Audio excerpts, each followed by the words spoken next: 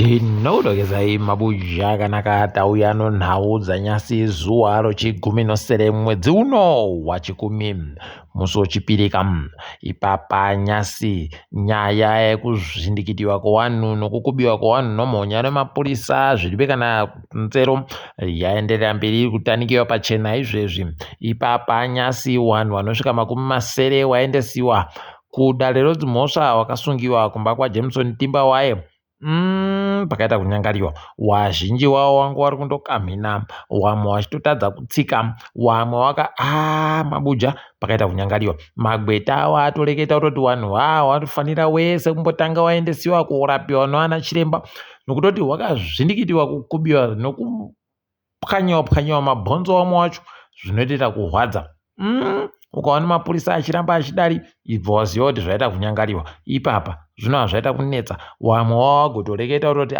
tagokubiwa takamwaiwa mvura kwai munhu wese wakaita kutota uchiita kukubiwa kwai wamwe wadzimai watoita kukandiwa mumvura imi zvakaita kunyangariwa kwakutanga kukubiwa nomhonya zvakadando ili zvakaita kuoma umwe anga atoburika atotadza kutekaira akutoita kuberekewa newabiya ache yawenga wapindire izvi zvaita kunyanya izvi zvaita kunyanya kunyangariwa chaiko iye Jameson Timba newabiya ache kwaiva gonzo wabenhuke kudare rodzimhosva zuva ramangwana kuitira kuti waona kuti wanopuwa chiro bhero asi tiri kutoziva hedu kuti bhero paribe ravanopuwa ipapa ndo muitiro kawo wakuru wehurumende wanondokusunga wobva wakupfikira zvopera zvakadando apawo kuendera mberi kwavo nokuita mutsepwede yakaita kudari nyasi kwaburika wamwe mbuya wari kuti ndauya koona wazukuru wangu wakasungiwa kuti wari sei kudare rodzimhosvako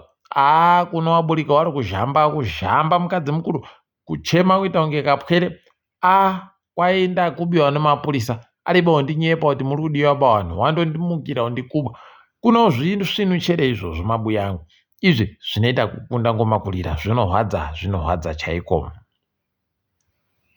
kuno mumwe mufana anozikana nokuti Stephen Chuma kwai asungiwa pokare ipo padare rodzimhosva repaRotonero hino kuti mhosva yachenjei yenge iribe areketa nozvayo rikaiti kuramba takaringa ipapa kuona kuti zvichasvika papi zvakadando peno achakasika kutakaniwa tinoramba takandoringa asi zvinoramba zvindohwadza izvozvo woZimbabwe Anti-Corruption Commission wagoreketayo kutoti wayasunga kansura waZANU-PF akamirira kuseke wadhi yochigumino ribodzi Patison Chipunza kwai Chipunza iyu agoenda kotengesa imwe nzvimbo yaAmos Midzi purazi rache raAmos Midzi iye muchakabvuyu kwaito kuBhitirisi ndiro agoenda kodambura achitanda kutengesa kuita unge nzvimbo yache akatopuwa mari makutukutu chaiwo inosvika zviuru 20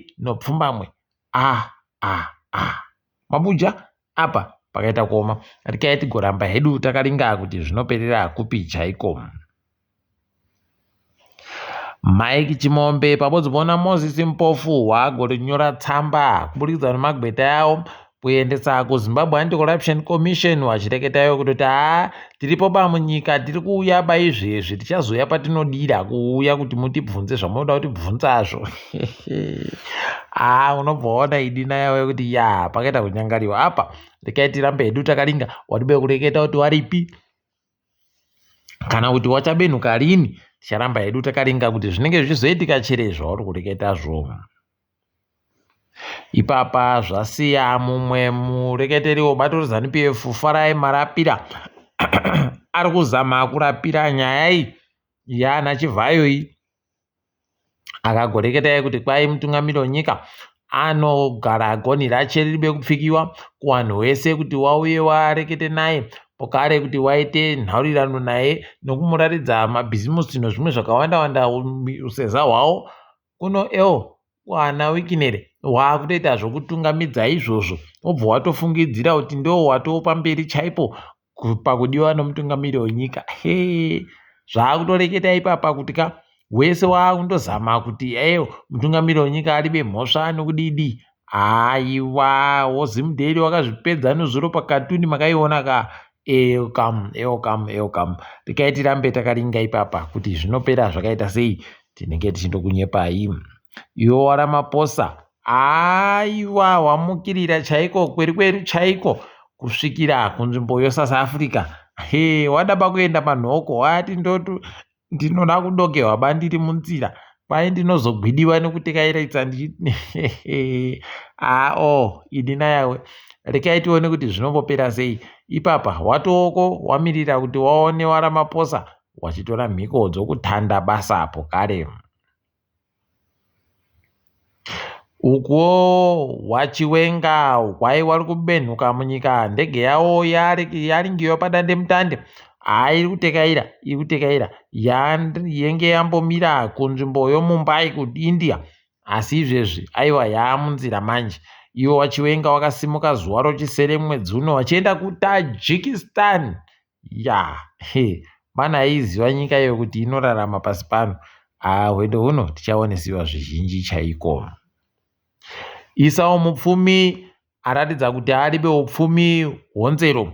Pokare naFelix Mhona aratidza pokare kuti nzerodzo ishoma kureketa kuno.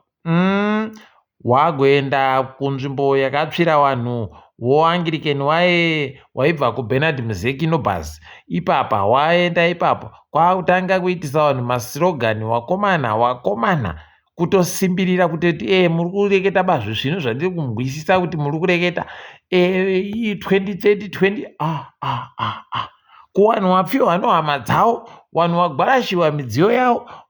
Imi kaimi kumwe kusaya mwoyo kwacho kwakaita kunyangariwa. Idi mwoyo yakaita kudarika. Dai yawati yamura idina yawe. Zvanyanya zvakaita kuoma chaiko.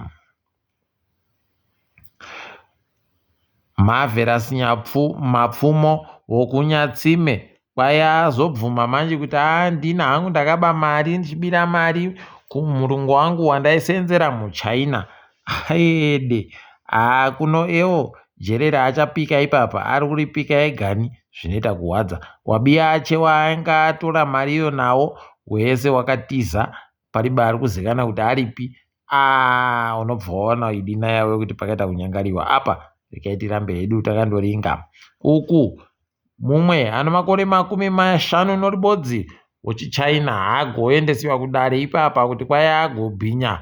Mumwe waaisenza naye achisenza ari pasi pachena. Rekai tione kuti zvinopera sei. Kwai paakapedza kumubhinyapo akabva amudzinga basa. Aidina yawe rekai tigoramba takaona tichikuda kuona kuti ichapera yakaita sei iyoyi, kuti achabatiwa nomhosva chere kana kuti panenge pari bem. Gurukota rinoringa nozvoutano hwakanaka Douglas Mumbeshora kwaya agotambidziwa kamu kunhu kunobatsira kuti mishonga irambe yakatonhora kumaruwa kumu. Pokare apuwa mishonga yechirwere chomanyoka chokorera.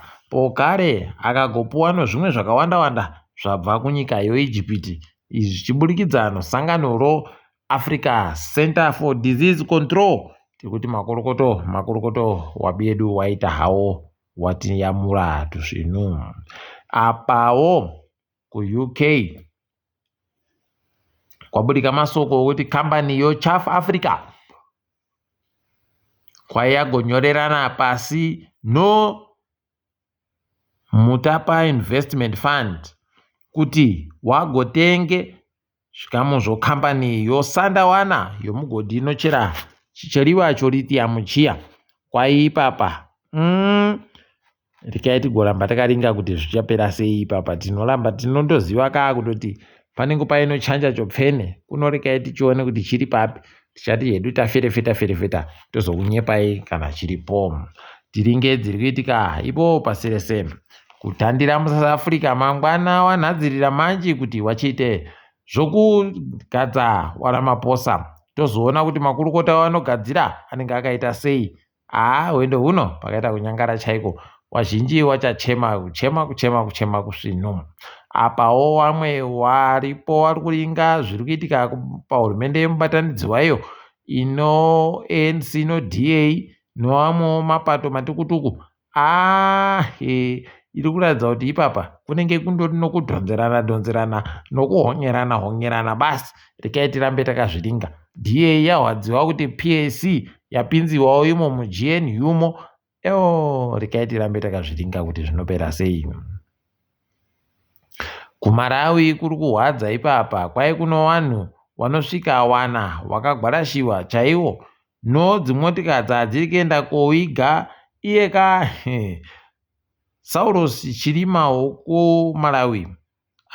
Kuno vanhu wana vakatomuperekedza pai kutoenda kundoti wakandoti munhu unomira nedzako uri wegani hwii kuita mubatanidziwa pakaita kunyangariwa chaiko. Kukinya ipapa mapurisa anga ari kuitawo zvinoita mapurisa okuno zviya kurambidza vanhu vari kuda hawo kuita zvekuratidzira zviri pamutemo zvinobvumirwa nebumbiro romutemo zvese izvozvo. Unobva waita kuona kuti idi muAfrica takaita kunyangariwa chaiko. Vanhu vanoda kuti vanhu vasununguke, vanondofara kuti vanhu vaite gara vakaita kudzvinyiriwa so idi zvakaita kuoma. Unosaya kuti sei wachiita kudando zvinorwadza. Nigeria kwai ipapa iri kuita kuhwadziwa kuLagos nonyaya yakachihwere koiwo manyoka kokorera. Vari kusaya kuti woita sei, wotandira papi. Mvura yayo iri kuboeka bazvisvinu apa zviri kudandando. Unobva waona kuti idi dzimwe nhamo dzakaita kuoma, dziri banojaira, dziri banoziva kwadzinoperera. Ipapawo Starlink yafadza vazhinji ichireketa kuti izvezvi taakunadzira kadhishi katuku manje kokutoti kanokwana mumabhegi omareputopu panenge paakunakidza mabuja, nekuti ndikandoisa pamagetsi ikachaja usiku hwese ndinodokerera ndiri kundotenderera irimo mubhegi mangumo ndichiita zvandinoita zvese. Zvinenge zvinakidza toramba tichizvitenda izvozvo, dai zvaenderera mberi. WaPutin kwai waenda koputika ikweyo kunyikayo North Korea. Kwai aenda ikweyo koita urendo kokutanda mumakore 25. Izvi zvakanaka izvi zvisvinu. Nyaya yekuhatikidzwa kanyasi. Vanhu vochiri Muslim vari kuenda koungana kunyika yeSaudi Arabia izvezvi. Panenge paribe chizvinu. Kwai ipapa mapisiro ari kuita kuSaudi Arabia ko watoita kupazika chaiko zvekutoti kwatopfa vanhu vanosvika 550 550 pachirungu. Wagwarashiwa wese ipapo. Rekai tione kuti zvinopera sei, asi tiri kushira kuti mweya wapfa dai yazorora murugare zvireke kugoramba zvienderera mberi. Tiri ipapo rekai tichidipfame mabuja. Ndini wenyu Mhandiwe Wonawo.